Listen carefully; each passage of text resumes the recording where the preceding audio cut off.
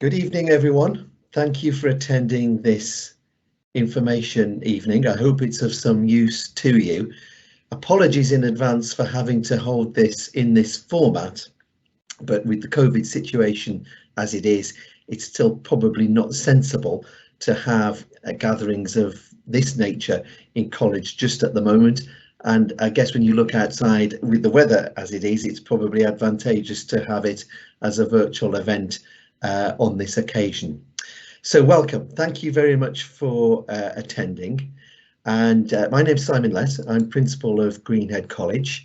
And what I'd like to do is run through this presentation for you. We think it's going to last about an hour with Q&A, and it's being recorded as well. So some introductions. So I've been principal of Greenhead College now this is my 6th year. And it's a very special place, in my opinion, and what makes it great is the students. And the new A1 year group we think are fantastic. And we got that impression right from day one because they were smiley, happy, excited to be here. And I think you could just tell after the disruption and the year that they've had, or 2 years that they've had in year 10 and year 11, they were just great to have made it to Greenhead College. On the call, we also have Mo Bunter, who is Deputy Principal, Mark Mitchell, Assistant Principal for Quality of Education, and Kate Abel, she's Assistant Principal for Student Support and Welfare. Those are 4 members of the senior team. We also have, although not on the call this evening, we also have 2 further assistant principals, Tom Rowley, he works with Mark Mitchell, and Usman Anwar, who works with Kate, and John Blake, Director of Finance and Resources. What I'm going to do is periodically pause the presentation and come out of it so that we can address questions. An event like this, it stands and falls, I think, on the questions, and do come forward with questions in the chat facility, in the Q&A. We'll pick all those up and address all of those as best we can. So I'd like to start with a bit about Greenhead, who we are, what we do, what we stand for. Our mantra is that students are individuals, exceptions, and to be valued. What does that actually mean? Well, I would say that behind that statement is the fact that we are not an exams factory. It's what's wrapped around students' A-levels that makes Greenhead College a very distinctive place. And we call this the Students' Study Programme. So what makes Greenhead special is the fact that in addition to the students' 3 or 4 A-level subjects that they're doing, is our highly distinctive pastoral programme. So your child will know their personal tutor by now, and we have a very important pastoral programme that lasts the full 2 years. Enrichment has just started, that's our extracurricular offer, and this year really proud to say that we've got enrichment back on stream because we couldn't run it last year because of the COVID disruption, and we've got more activities than we've ever offered in Greenhead's history, which is absolutely fantastic. It's approaching 110 activities, so something for everybody. And then we also ask our students to participate in PAWS, which is project and work shadowing. And we've adapted the PAWS programme for this coming summer into something called Step Into.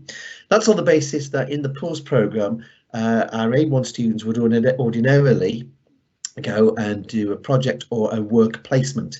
And many of our work placement providers, as you can imagine, are still reluctant to take on students with the COVID disruption. So we've adapted that with a fully bespoke week in June, and I'll say a bit more about what that programme will entail a bit later on in the presentation.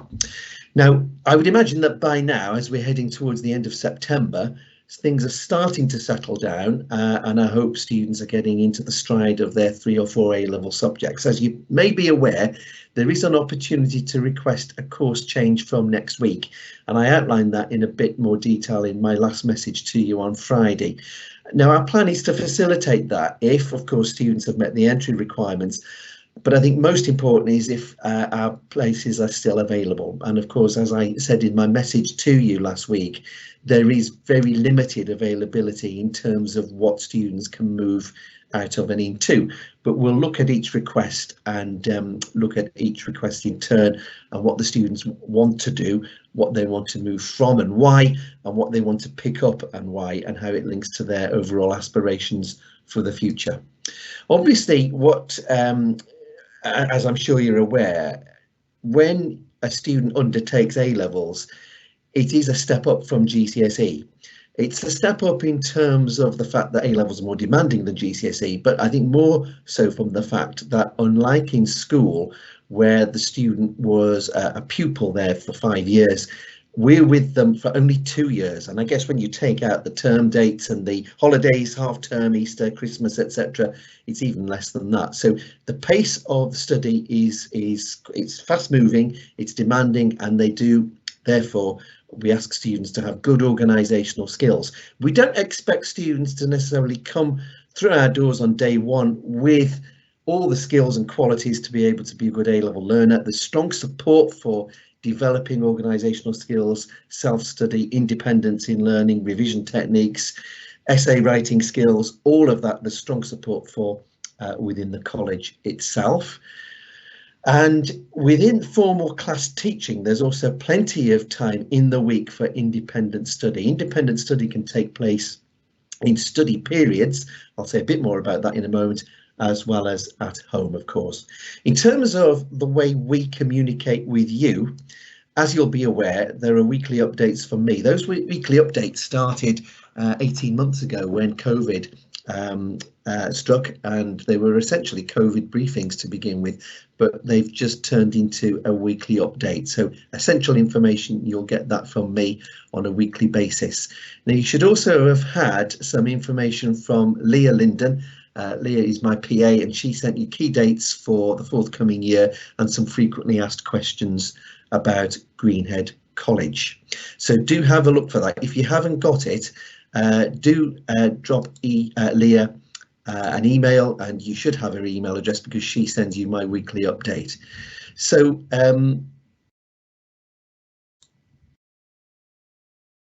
at this point, I'll just pause to see whether there are any questions, and I'll pass over to Mo and Kate if there are any questions at this stage. Yeah, and there's a question about welfare which Kate's going to pick up, but there's also a question about additional facilities for food and additional classrooms for studying. The college are going to be opening up some classrooms on a lunchtime in addition to the study spaces that are available. There is an additional food facility going to be opened up shortly. The company that works on behalf of the college, Aramark, are just waiting for some final pieces of equipment to arrive, but that should be set up in the very near future. Hi everybody, it's Kate here. I'm just going to mention the welfare facilities. I'm just going to really mention, because I appreciate the issues with space in college and study space and things like that. I just want to flag up a really great welfare space we have, which is with our additional learning support team. So we have an additional learning support centre where they have a place, for a safe space really for students to gather. And it's a place that students can go to during study periods, free periods, lunchtime or break even. And it is a place that tends to be quieter. It's a place where they can study and they can get some support from learning mentors as well in that space. So that's just another useful place to flag up as well. Simon will be mentioning it as well in the presentation, but I'll just mention that for now. Thank you. There are no more questions, Simon, at this point. Okay, thank you, Mo. Okay, and I should have asked beforehand, presumably you can see my screen okay. Mo, Kate, can I just check that the presentation... absolutely fine, Simon. Yeah, it looks good, Simon. Okay, and could you see the previous slides? Yeah. Yeah. Okay, right, so let's move on. So what we intend to do is to outline a typical student's timetable, talk a bit more about what we expect of students, talk a bit more about enrichment and the pastoral system and support that's available. So first of all, that's our timetable structure. So the college day starts at 8:45, it finishes at 3:55, there's a break at 11:05 Monday to Thursday, it's 10:45 on Friday. Lunch is 12:35 to 1:35 Monday to Thursday, it's 1:05 to 1:55 on Friday. And our subjects are distributed within that timetable matrix. So we have timetable blocks from A to H. Each of our A levels is 4.5 hours per block. And you'll see that the configuration of the day on Friday is slightly different to the rest of the week. It's a 6-period day. We've done that deliberately because it allows a student to have all of their to experience all of their lessons at the end of the week. So let me illustrate that timetable with an imaginary student. This is someone who's doing history, economics and law.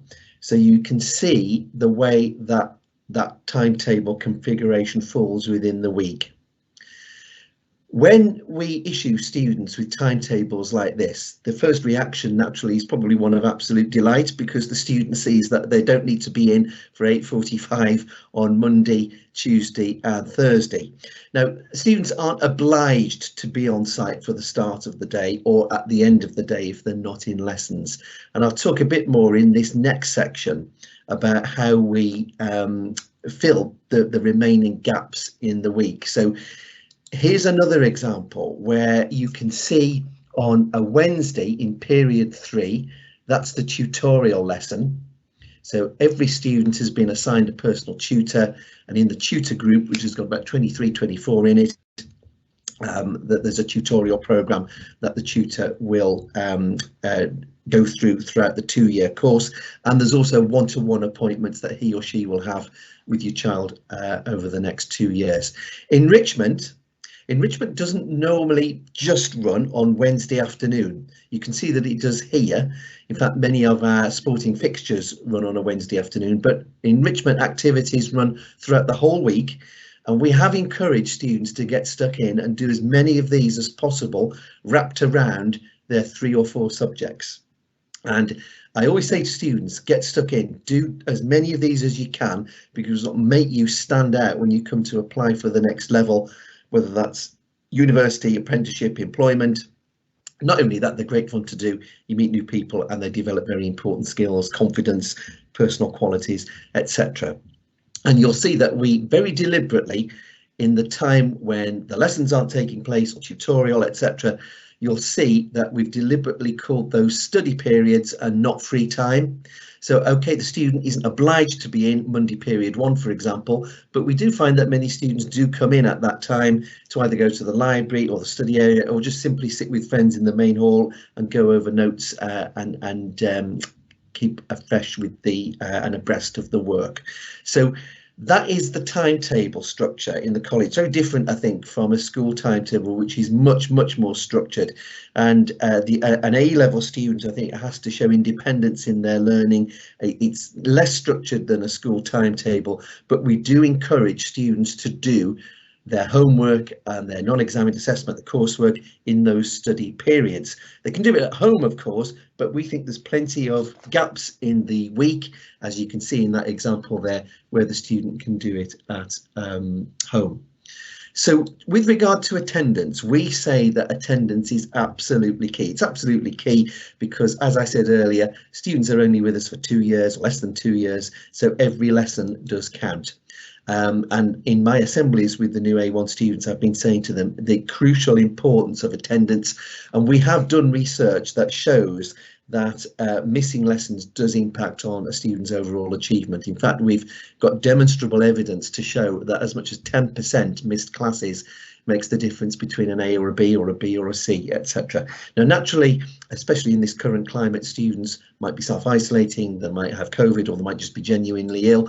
In terms of reporting absence, it's that email address, please. We'd like you to use absences@greenhead.ac.uk.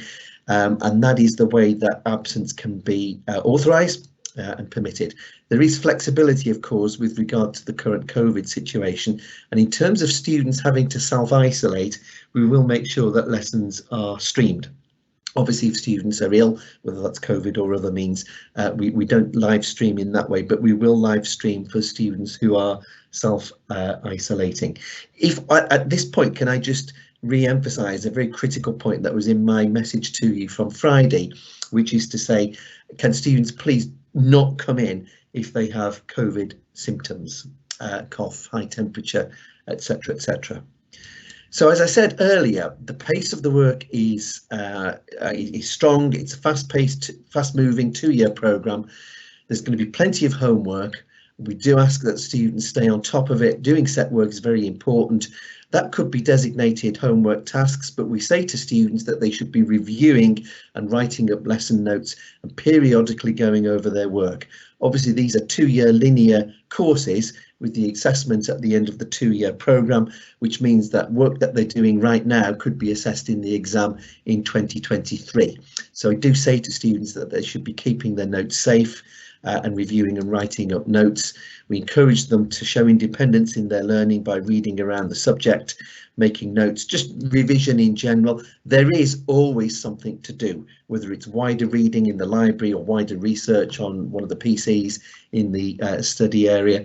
So as I said, just to go back to that slide I showed you, there are plenty of opportunities, times in the week when we think students can be doing this. It can be done at home, but it doesn't have to be home work per se. It can be work that's done independently in the study periods when the student's not in their A-level lessons, in tutorial or in enrichment. As regards support for students, as I said, we put support and students' wellbeing and welfare a very high priority at Greenhead College, and I said right at the beginning that we don't expect students to come to us fully formed with being able to grapple the demands of A-level study, and there's lots of support for equipping students with the skills and qualities they need to be successful in their A-level studies, and that's through different means. So there's academic support and there's also welfare stroke pastoral support as well. So we have a wellbeing page on Moodle. I flagged up the link for that to you in my last message, and there are wellbeing messages in my weekly emails to you as well. There's the library, which is very well stocked, very well resourced, 2 excellent librarians who will help students in their studies. The careers department, which is in the tutor corridor, which comes equipped with a careers library.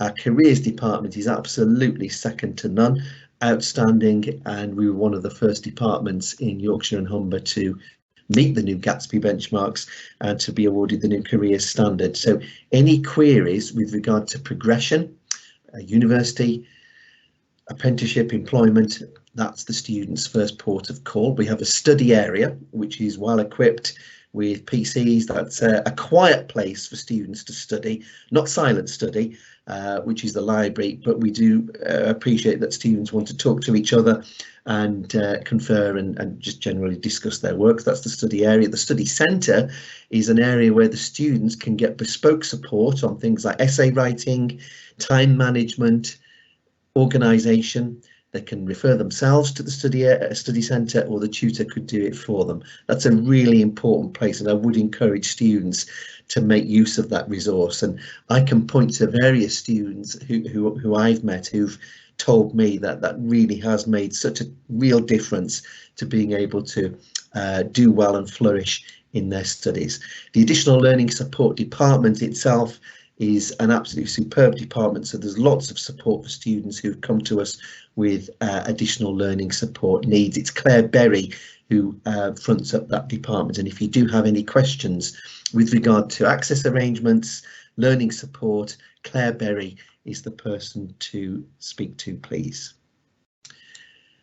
And counsellors, we have a team of 3 counsellors, and they are confidential service, able to talk to students on an individual basis with any matter really that's troubling them. That could be academic or well-being, welfare related. And again, on the Moodle page, that will show the student how they can book an appointment. So I would encourage students to make use of our counselling facility should they need to do so. It really is a superb team of 3 counsellors. So just moving on to enrichment now. As I said, this has started very recently, in the last week or so. We think enrichment is terribly important because it really does complement and add breadth to the academic programme. I can't think of a single college that does the sheer range of what we offer. it's approaching 110 activities, something for everybody. So I would encourage students to get stuck in. It makes all the difference, I think, in terms of writing a personal statement or a job application, in terms of being able to say, well, I've done volunteering, I've done Duke of Edinburgh, I took part in this activity in my own time as well. It makes students stand out from all the rest. We ask that students do at least one enrichment per week, but as I said, the more the better, I think. And then project and work shadowing, as I said earlier, pause.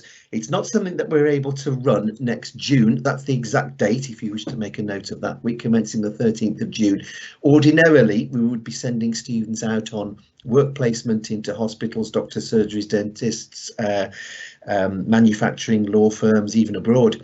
And our placement providers, of which we have dozens and dozens, are just still a little bit reticent at this stage to commit to placements. That's not stopping a student from making their own placement, should they wish to do it during that week. If they wish, I would certainly encourage that. But we've adapted that week. It's a very important week in the year whereby we feel that this equips students with employability skills to enable them to make an informed decision about their future career. So in that week, students will be participating, be off timetable, a wide range of activities that will prepare them for the next stage, whether that's university, apprenticeship or employment. Week commencing 13th of June. And then the calendar, just to finish on this particular section, in terms of term time, we have Progress Assessment Week commencing the 25th of April next year. That's an opportunity with students coming off timetable to do progress assessments in each of their subjects. It enables us to gauge how students are doing in each of their 3 or 4 subjects at, approximately the halfway point of the course.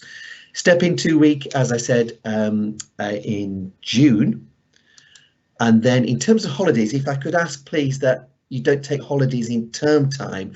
As I said, time is really precious, and it is very important that we maximise as much in-class learning and support as far as possible. So if I could ask that holidays are not taken in term time, please. The end of this particular academic year is the 8th of July 2022. So I think at this particular point, what I will do is just pause at that particular juncture and pass this over to Mo and Kate to pick up any questions that are coming from the chat. I'll pick up the initial questions with regards to enrichment. There's quite a few questions on enrichment, Simon. So some people are saying that the enrichment activities that their child wanted to take were full. Obviously, we apologise for that, but your son or daughter will have the option to choose enrichment again for the spring term. Other questions are, can they pick up more than one? The answer is yes, if there's availability. There's other questions are, can we organise our own voluntary experience if we can't get enrichment? Absolutely, you can. Just let us know what you're doing so we can log that as evidence for your progression, for your son or daughter's progression, sorry. Enrichment details and activities are on the website. Somebody's asked where can you find the list of the enrichment activities, but your son or daughter should be able to show you them from the Moodle site that they have access to as well. They run, somebody's saying that their daughters told them that they only run in 3 slots a week. The actual enrichment runs right across the week, including lunch times. So that may be a little bit of misunderstanding. So if you just ask your son or daughter to reach out to their tutor, they'll be able to explain that to them. In terms of can they change their enrichment activity? Yes, they can, absolutely. Somebody's asking about trips abroad. There'll be no foreign trips from the college in this academic year, but we are hoping to put them back on to the table, including a ski trip in 2022-2023. There's a question on where the study centre is. It's G1 and it's in the main hall. Kate, there's a few questions about support, etc. Would you like to pick those up? Yeah, of course. There was a couple more actually come through about enrichment. I just thought I'd answer a couple of those. there's a very funny one concerned their son is pulling a fast one on the parent. Just to say, if they haven't managed to sign up for an enrichment, we now have a vacancy list that went live on Monday. So the vacancy list is on Moodle for the students to access, and it also they've got to go and pick a sheet up. Actually, they don't do it online.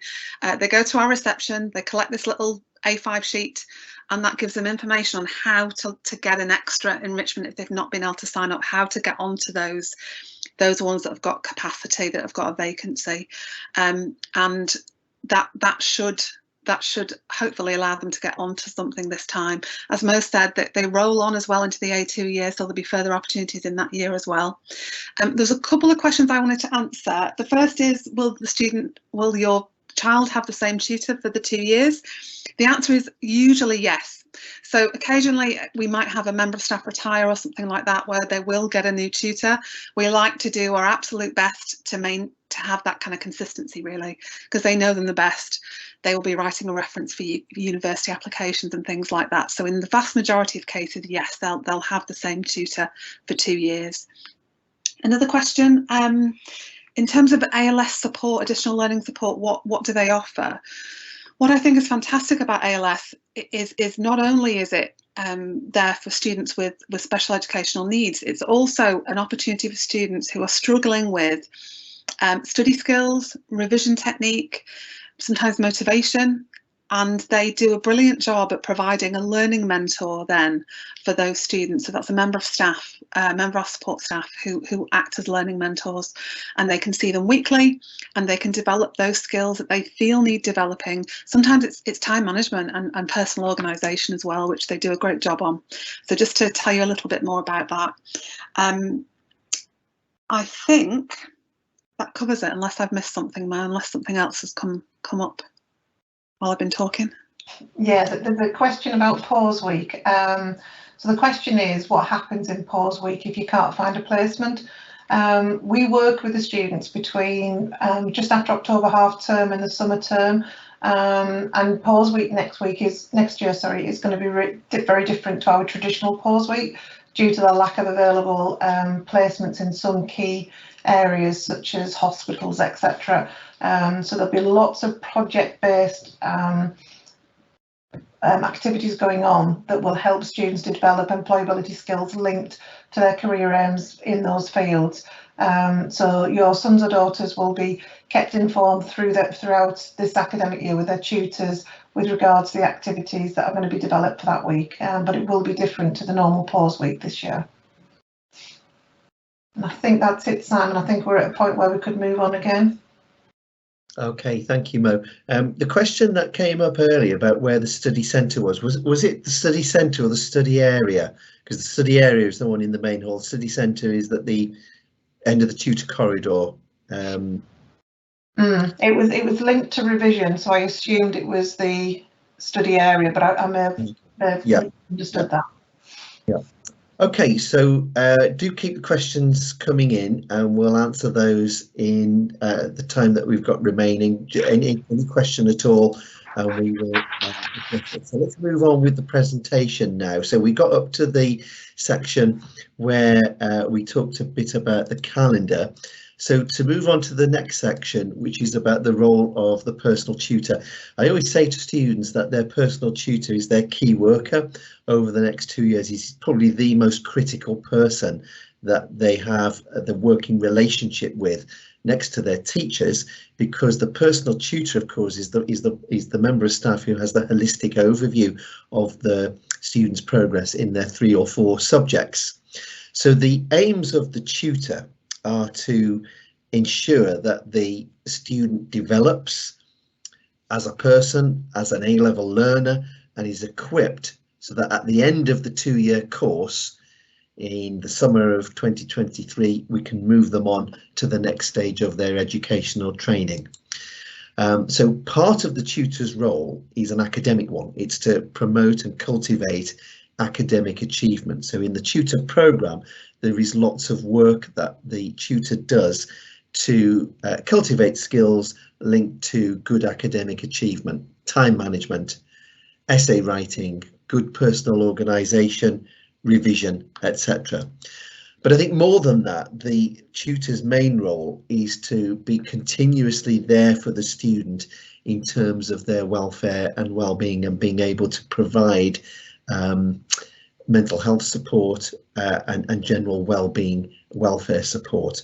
So the tutor's role is absolutely critical to ensuring that your child is confident and is happy in the next 2 years. One of the things that we do at Greenhead College in the curriculum and in the pastoral programme with regard to students' progress is to set them a target grade. The target grade is not the same as a predicted grade, which is something that we'd be setting them in about a year's time when we're gearing up for applying to university, etc. A target grade is something that is based on their prior achievement at GCSE. We always say that these are aspirational target grades. The way the system works is that it's calculated, it's derived from an average GCSE point score. So every GCSE grade has an equivalent points value. So grade 7 has a point score of 7, 8, 7.67, etc. We add up all the points, divide them by the number of GCSE sat to work out the average GCSE points score. And for those of you watching and listening that work in education, you may have heard of ALPS, which stands for the A-Level Performance System.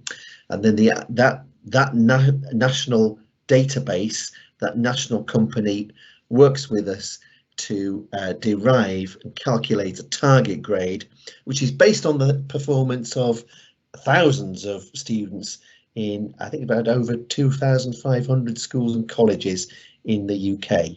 Of course, it's not saying that this is the grade that we think students are going to get, but it gives us a rough estimation based on their GCSE performance about what we think they should be aiming for. So you can see there that a student who's got an average GCSE point score somewhere in the region of 6.4 to 6.7 will have a target grade of B. As I said, these are aspirational target grades, and our experience is that most students not only meet them but exceed them. And in the assemblies I've been running with A1 students in the last few weeks, I've been encouraging students to have the aspiration not just to meet but to exceed their target grade. And I think they can do that by getting stuck into enrichment, by getting stuck into the Step Into programme next summer, by working hard, by applying themselves to their studies, and I think just by generally having strong aspirations to succeed and good goals for the future. So ALPS is something that Greenhead College invented. We were the college that invented the ALPS performance system, and you will be able to see your child's target grade on CEDA in due course. So just a little bit more on this. We do formal monitoring twice a year. That's not to say that monitoring informally doesn't take place throughout the 2-year course, because it does. The teachers are continuously looking at, reflecting on, monitoring your child's progress, as is the tutor. But there is formal monitoring twice a year, which involves an interview about current progress between the student and their teacher. That's a sort of dialogue, learning conversation that takes place between those two participants, and a monitoring grade, which is the standard of the student's current performance at that particular moment in time. Again, it's not saying that this is a predicted grade, but it's useful to look at the target grade, evidence in homework, non-examined assessment, coursework, etc., in terms of this being the current monitoring grade. Attendance will play a part in that, attitude to study, application to classwork, homework, etc. And then there's an interview with the personal tutor and the student. As I said, that person has the holistic overview of the 3 or 4 subjects to discuss overall progress and current grades. You'll be able to see all of that on CEDA. So in terms of access to CEDA, our students have that now. They can see the timetables, any reports, registers, etc. And you'll have instructions emailed out to you quite shortly so that you'll be able to see registers. So you'll be able to see attendance data for your child, their timetable and their current grades. So we'll get that out to you as soon as we can. It'll be in the next few weeks. In the tutorial program itself, that's giving you a flavour of some of the topics that are covered. So we're still in that induction, getting to know you phase. We do a lot of work on study skills, exam preparation, time management, and of course from the spring term onwards, the focus is very much on careers, looking at universities, employment, apprenticeship options. But we have many other topics that are covered from a diversity, inclusion perspective, health, democracy, living independently, finance, and that relentless focus on well-being and resilience. So those are some of the topics that are covered throughout the 2-year course. In terms of safeguarding, we take that really seriously. There are 6 safeguarders to support students during their studies. Mo and Kate are part of that team. And our tutors themselves are fully trained in a range of pastoral issues, so they're all mental health, safeguarding trained, and external support is offered as well. That can be organised if need be, but it's something that we take extremely seriously. Let me just go back to that previous slide. I think I forwarded that one a bit too quickly. So it's something that's very high on our agenda, and you'll find that our teaching staff are there to look out for students and the tutor as well. So the tutor is a very important key person in ensuring that your child remains focused, happy in the 2-year course. So in terms of student well-being, there's a lot of extra support that complements the tutorial programme. Some of these activities you can see there, so there's a coffee club, there's a resilience workshop and a meditation workshop. So we put these on throughout the week and throughout the year. There's some more activities you can see on the right there. So there's preparation for adulthood. The transition between A-level work and university is a really important feature of our work. There's also support for healthy body, healthy mind. You may recall last week's message where I said something about Mood Masters. That's a very popular programme, and we encourage students to take part in those. Those are themed activities, and we'll be running throughout the year on 3 occasions designated MAP weeks, mental and physical health weeks. And just to re-emphasise, the key email address in terms of reporting issues, safeguarding@greenhead.ac.uk.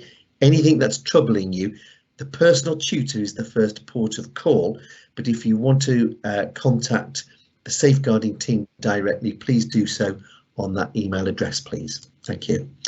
So the study programme, just to move on a little bit further, one of the things that we've put a great emphasis on is so-called fitness for study.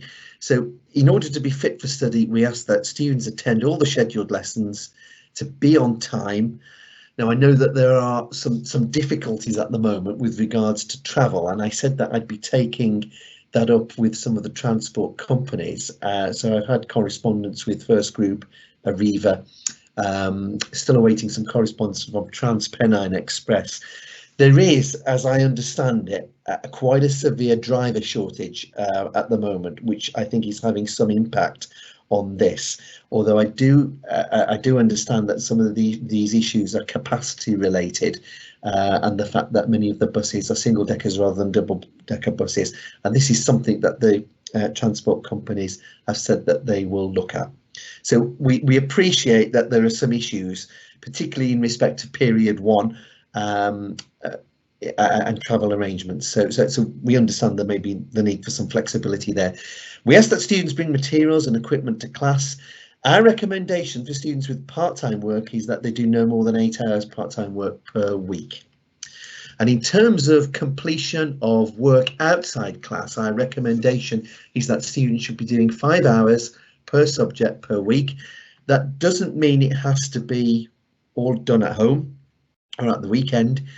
As I said, when you think back to that timetable I showed you, there are plenty of opportunities in the week when the student isn't doing lesson time, tutorial time, enrichment time, and they can use that time to do completion of homework and independent study tasks. So we think a strategy for students to succeed in their A-levels is to develop good study habits and regular revision. we'll be working with students so that we can get them into the habit of going over their notes, reflecting on what they've learned and doing regular revision. That's important because we have the progress assessments coming up next spring, and of course these are linear courses with the exams at the end of 2 years, so lesson content being done now will have an impact on potential exam content in 2 years' time. Additionally, we ask that students use resources, facilities in college, the library, the study area, even just the main hall. I see students just sitting in small groups, they've got their notepads out, they're just looking at notes, talking to each other about it, and I think that's great. And just doing that informally with friends is a really good way to promote good study habits and to check learning and understanding. So use those study periods really wisely. We say to students, this is not free time. They should be using that as study time to keep up to date with homework, independent study, etc. And do attend all available help support sessions. So most of our subjects, it's not just the 4.5 hours per week, of course. There are additional support sessions, maths help, chemistry help, biology help, etc. And these lessons, these subjects are either put on revision sessions in the run up to progress assessments and exams as well. So there's plenty of help and support available. Our job is to look out for your child, but we ask that students show independence in the learning and be proactive really, and do approach us if they have support needs. So it's a two-way process really, and we ask that students listen to teachers, their personal tutor, and act on any advice given.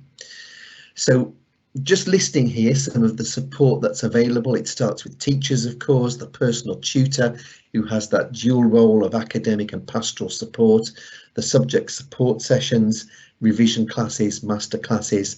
There's those map weeks which will come up on 3 occasions in the next year.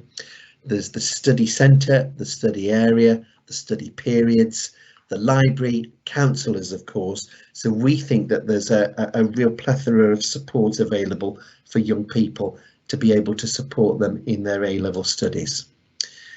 So I think what I'll do, I've covered quite a bit of content there, so I'll just pause at that juncture if I may, please. And before saying a few COVID things, I'll pass on again to Mo and Kate just to pick up any questions from the chat, please. Yeah, thanks. In terms, there's been a question about the Oxbridge programme. There's a structured programme that's for students that are considering applying to Oxford and Cambridge. Richard Pember is the coordinator of that programme, so if you've got a son or daughter interested, just if they approach their tutor, they can put him or her in contact with Richard. And with regards to preparing and helping with the medical tests that take place in the summer term leading into their A2 or the autumn term of their A2 year, again, there'll be support in place, but if they just reach out to their tutor, they can explain to them the support that's there for them. In terms of CEDA, there's been a few questions on CEDA. CEDA is a student information centre whereby we record all key information about your sons or daughters with regards to attendance, progress, concerns that we might have. Access to different parts of the system is limited to students, as also for parents. But obviously, if there's a couple of questions here about if I've got concerns about how my son or daughter's doing in their lessons, how do I find out? Just reach out to tutors and the tutors will be able to give you updates on that.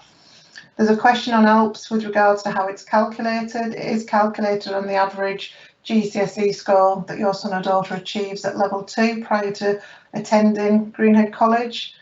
A1 progress assessments. Sorry, there was a question about mock exams in the A1 year.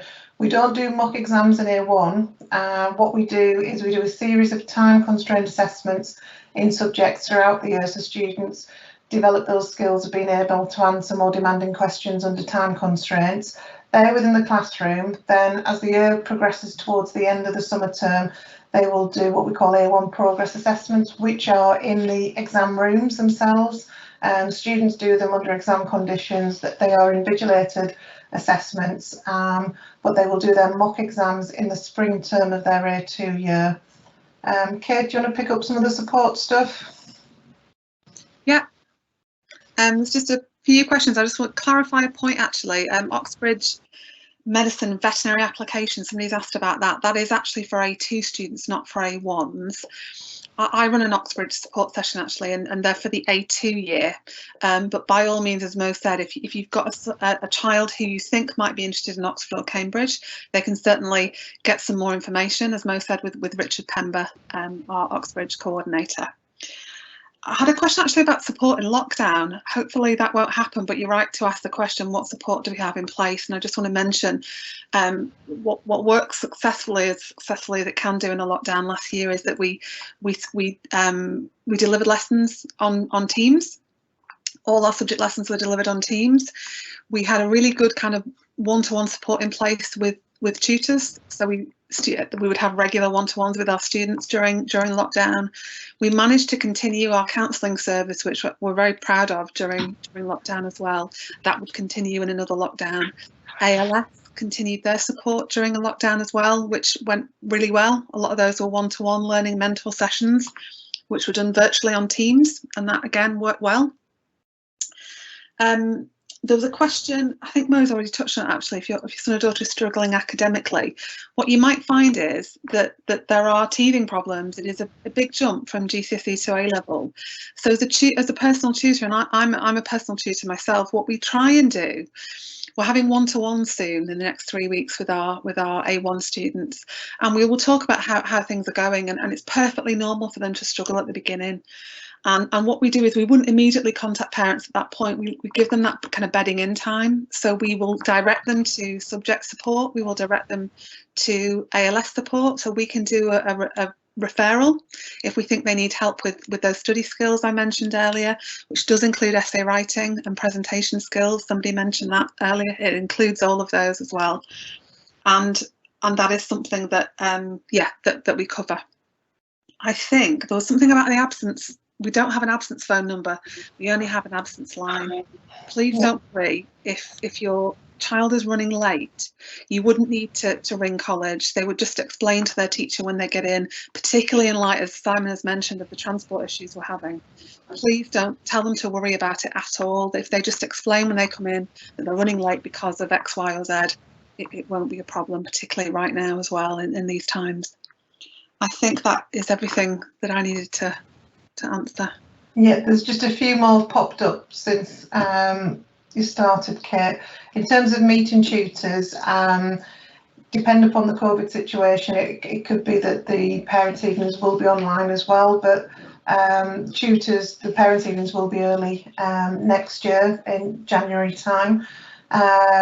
There was a question about parking mopeds on site. Yeah, that's fine. We just need reception need to know who the moped belongs to. Somebody's asked if the April progress assessment is the one that I was referring to. Yes, it is. That's correct. And also the emails that you received via Leah on behalf of Simon are the emails, regular emails that Simon was referring to earlier. Isolation, if your child needs to isolate because they're being contacted by the NHS, please notify the absences email address, and the team there will actually notify their subject teachers and tutors in terms of absence from that point of view.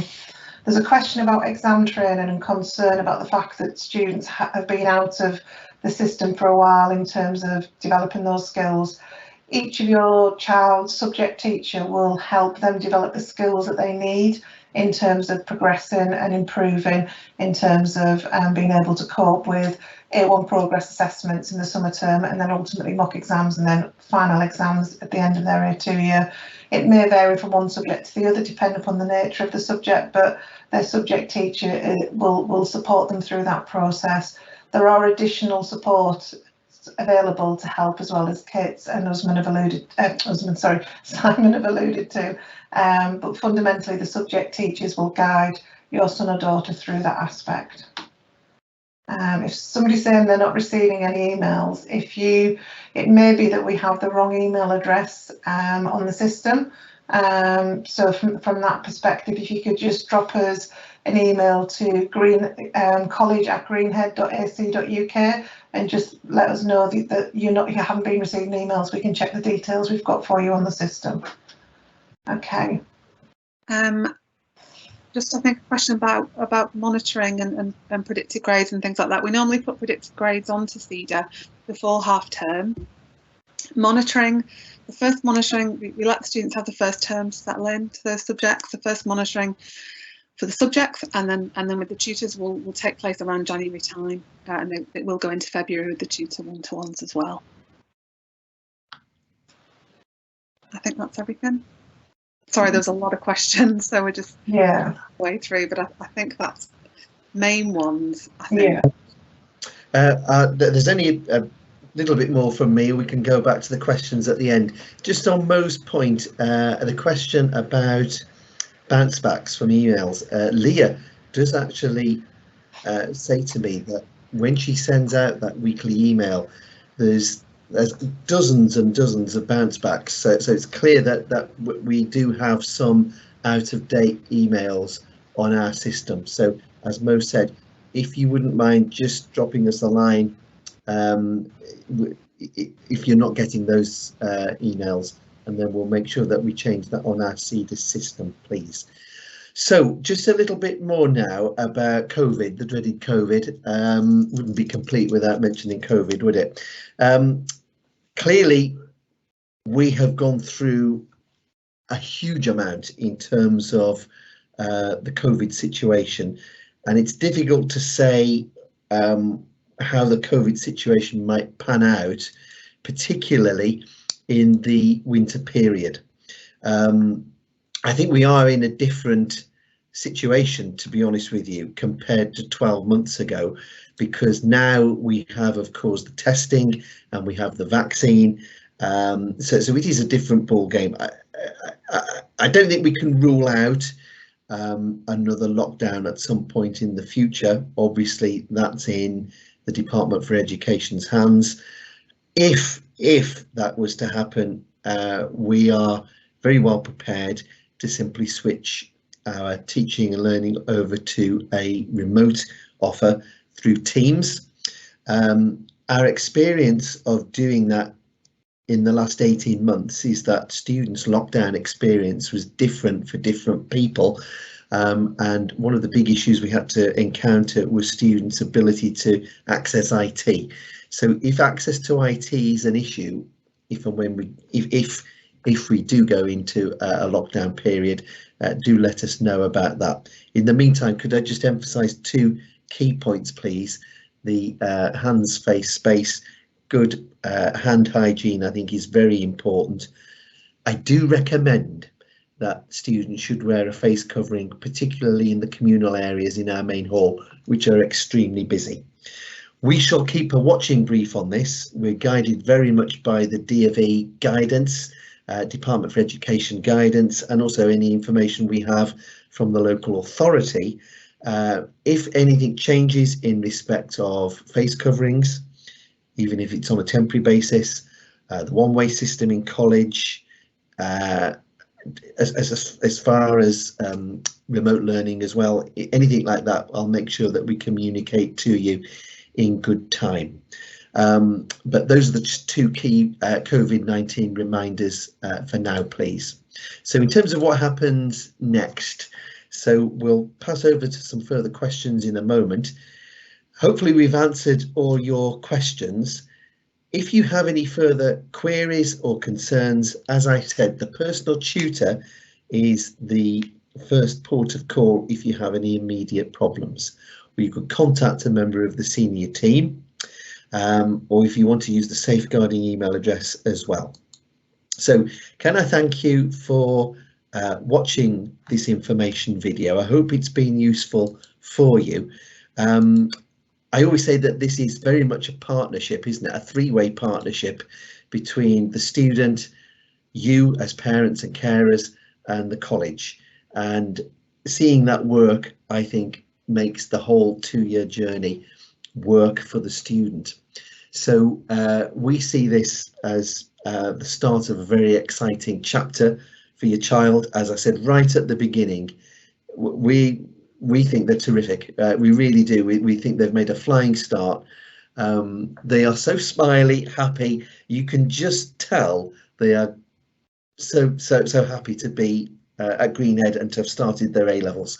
And that's brilliant to see, because if they're enjoying it, then that's the main thing, really. So, Mo, Kate, are there any closing questions to pick up, please?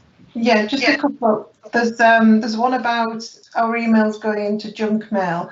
That's something that you'll need to speak to your email provider for, because with it being an academic email account, it shouldn't really be going into your junk mail. So it might be worth just reaching out to your help or support access on your email.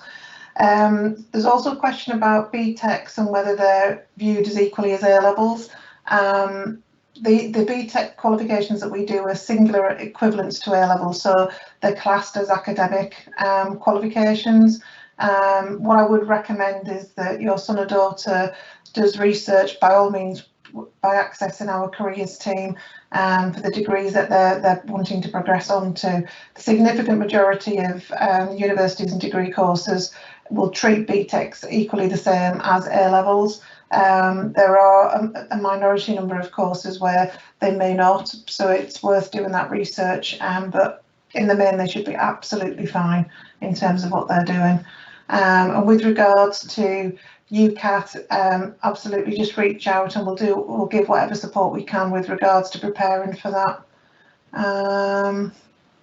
With regards to the vaccine, we do, I believe, Simon, we're still in negotiations with, discussions with NHS with regards to them coming back on site at some point in the future, but I don't believe we've got a confirmed date at this time, is that right?